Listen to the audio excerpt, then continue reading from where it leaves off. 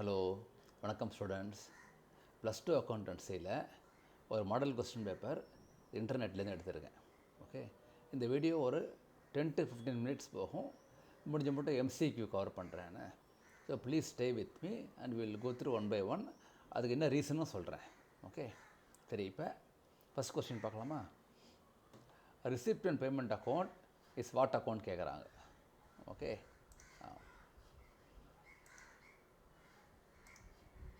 Nominal அக்கௌண்ட்டா? Nominal அக்கௌண்ட்னா என்ன?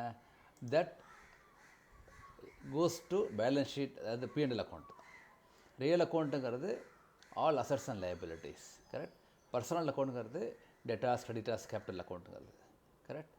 ரெப்ரசன்டேட்டிவ் பர்சனல் அக்கௌண்ட்டுங்கிறது வந்து ஒரு பேங்க் அக்கௌண்ட் மாதிரி. ஓகேயா? அப்போ இதில் வந்து ரியல் அக்கௌண்ட் தான் ஆன்சர். ஏன்னா ரிசிப்ட் அண்ட் பேமெண்ட்டுங்கிறது வந்து ஆக்சுவல் கேஷ் உள்ளே வருது, ரிசிப்ட் அண்ட் பேமெண்ட், கரெக்ட். அப்போ ஆக்சுவல் கேஷை மெஷர் பண்ணுறது இட்ஸ் எ ரியல் அக்கௌண்ட்.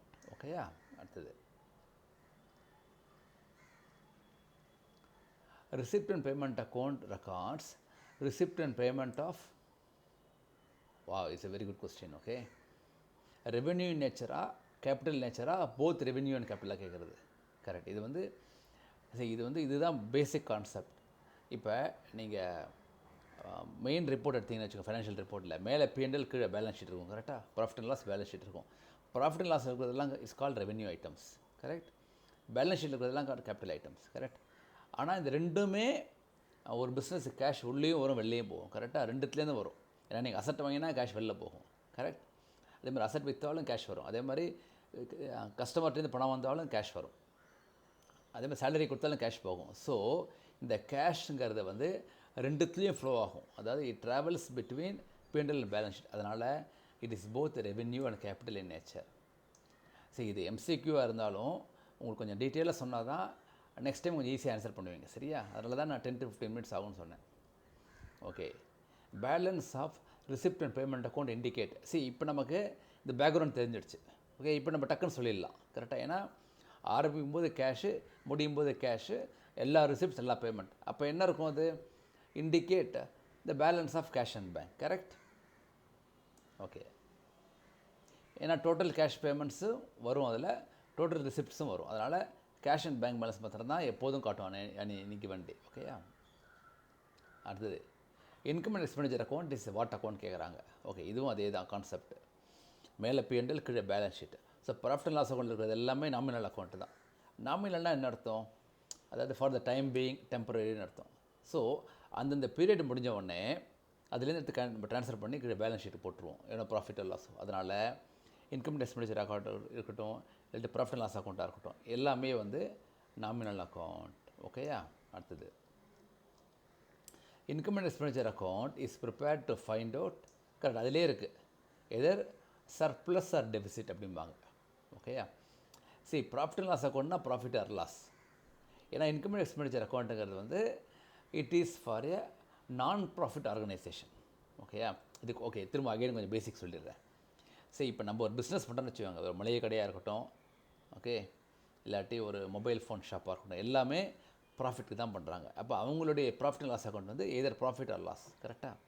ஆனால் ஒரு லைப்ரரி ரன் பண்ணுறாங்க, ஓகே, இல்லாட்டி ஒரு சேரிட்டி ஆர்கனைசேஷன், டெம்பிள், ட்ரஸ்டி, அது அப்படி இருந்தானே it is called not for profit. இப்போ நாட் ஃபார் ப்ராஃபிட்னா அதுக்கும் உண்டு P&L அக்கௌண்ட் ஈக்குவலன்ட்டு. அப்போ அதோடைய ரிசல்ட்டு பார்த்தோன்னு வச்சுக்கோங்களேன், எவ்வளோ வரவு வந்தது, எவ்வளோ செலவு போச்சு. அப்போ நெட்டாக எங்கேயாவது சர்ப்ளஸாக டெபிசிட்டாம்பாங்க, அவ்வளோதான். Because that money doesn't belong to me. அதான் ப்ராஃபிட் அண்ட் லாஸ் அக்கௌண்ட்டில் இப்போ நான் ஒரு பிஸ்னஸ் பண்ணால் ப்ராஃபிட்டாக இருந்தால் profit belongs to me, correct. அதனால் நான் வந்து I can say it as a profit.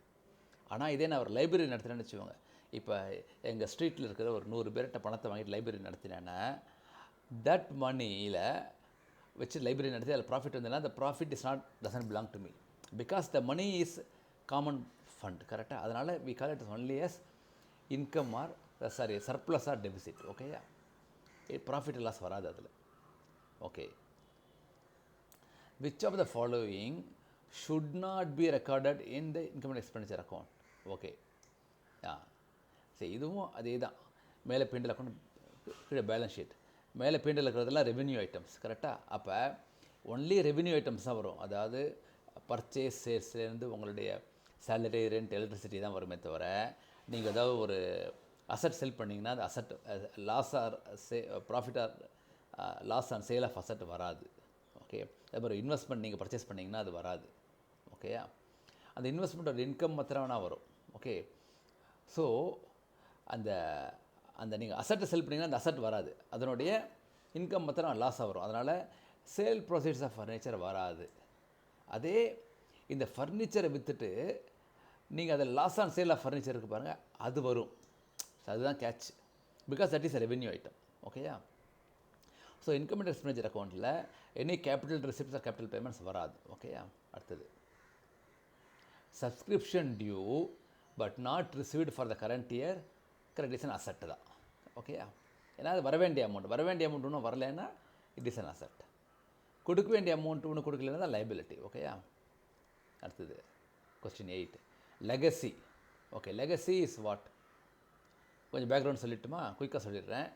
இப்போ ஒருத்தட்ட நிறைய ப்ராப்பர்ட்டி இருக்குது, அவர் ஒரு கொஞ்சம் ப்ராப்பர்ட்டியே சரி நம்ம பக்கத்தில் இருக்க கோயிலில் கொடுத்துலாம், நம்ம வந்து காலங்காலமாக இங்கே இருக்கோம், இந்த மக்களுக்கு எதாவது யூஸ் பண்ணலான்னு சொல்லிட்டு ஒரு கோவிலுக்கோ இல்லாட்டி ஒரு லைப்ரரிக்கோ கொடுக்குறான்னு வச்சுக்கோங்க, தன்னுடைய லேண்டோ இல்லாட்டி தங்கிட்டே இருக்கிற ஒரு அசட் கொடுக்குறான்னு வச்சுக்கோங்க. அப்போ தட் இஸ் கால் லெகசி.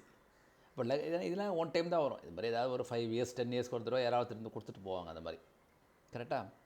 அப்போ அது வந்து அந்த ஆர்கனைசேஷனுக்கு, அந்த லைப்ரரிக்கோ இல்லாட்டி அந்த டெம்பிள்க்கோ, that is called capital receipt.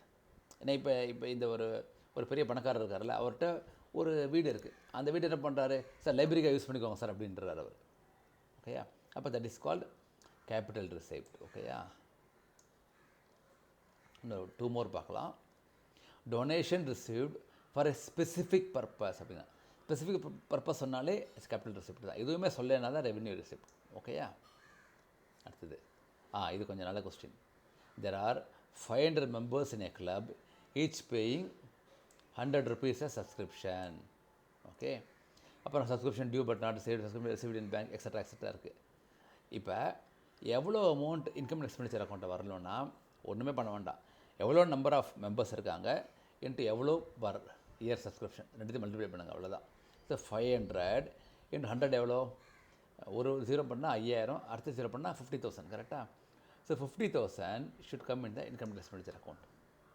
அது வேணால் இன்னும் கொஞ்சம் வேணால் நான் எக்ஸ்ட்ரா சொல்கிறேன்.